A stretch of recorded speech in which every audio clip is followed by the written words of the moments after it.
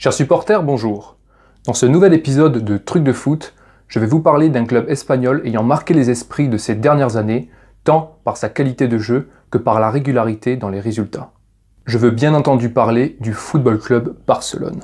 Alors là, vous allez me dire, oui, le Camp Nou, Lionel Messi, tout ça, on connaît. Et si je vous disais que le FC Barcelone avait été fondé par un Suisse, ou encore que les couleurs du club venaient également d'un club suisse?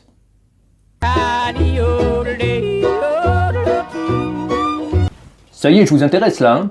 J'ai l'impression d'avoir enfin réussi à capter l'attention de mes petits brigands, non?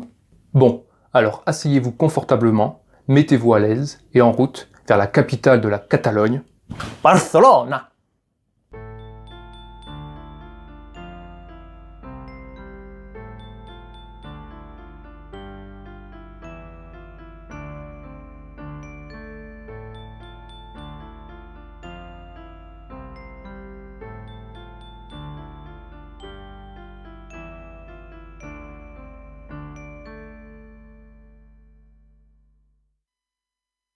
Arrivé à Barcelone pour des raisons professionnelles, le Suisse Hans Gamper, connu en Catalogne sous le nom de Joan Gamper, publie dans le journal Los Deportes, les sports en français, une annonce afin de monter une équipe de football.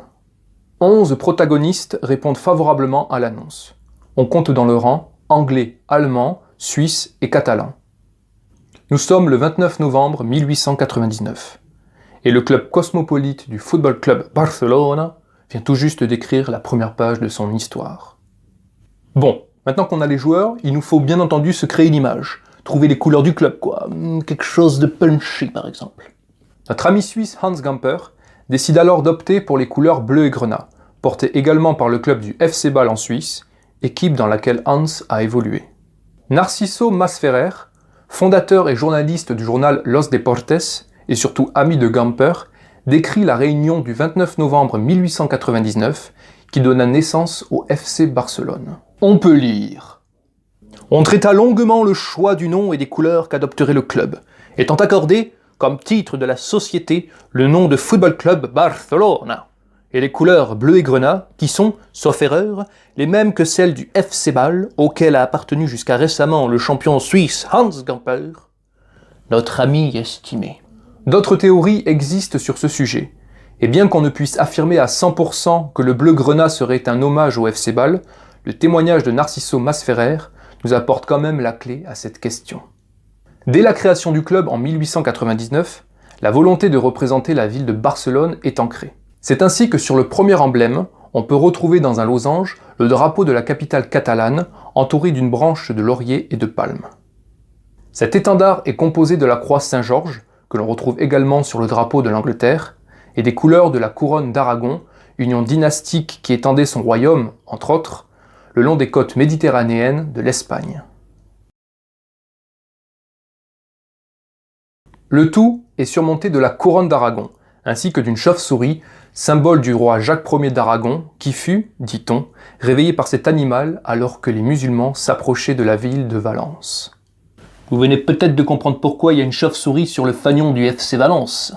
En 1910, un concours ouvert est organisé afin de moderniser l'emblème du FC Barcelone et lui trouver une entité propre. C'est Carlos Comamala, alors attaquant du club, qui propose pour la première fois le fanion en marmite que tout le monde connaît. On peut retrouver, en haut à gauche, la croix Saint-Georges, à droite les couleurs de la couronne d'Aragon et en bas le bleu grenat. Quelques détails viennent agrémenter le tout, avec notamment un ballon et les initiales en catalan FCB. À partir de cette époque, et jusqu'à aujourd'hui, le fanion restera quasi tel quel, avec toutefois quelques modifications subtiles vers les années 40, en lien avec le régime politique du pays. Au temps du dictateur Franco, qui gouverna l'Espagne de 1939 à 1975, on peut ainsi voir disparaître les 4 bandes rouges verticales de la couronne d'Aragon, qui réapparaîtront vers 1946, pour laisser place à 2 bandes rouges censées représenter le drapeau de l'Espagne. Les initiales FCB permutent de place afin de donner le CFB, répondant ainsi au nouveau nom castillan du club. Dès 1974, le régime de Franco touche à sa fin, et tel un coup de baguette magique, l'emblème du club catalan retrouve le design de sa première jeunesse. On notera juste quelques modifications apportées à la marmite qui n'affectent en rien le contenu du fanion.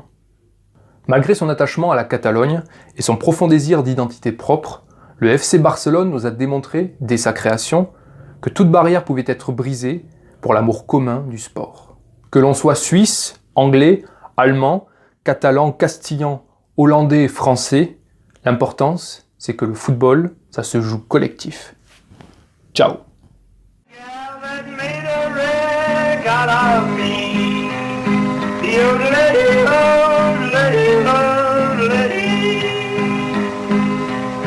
If you don't want me, woman, you sure don't have to stall. Lord, Lord. If you don't want me, mama, you sure don't have to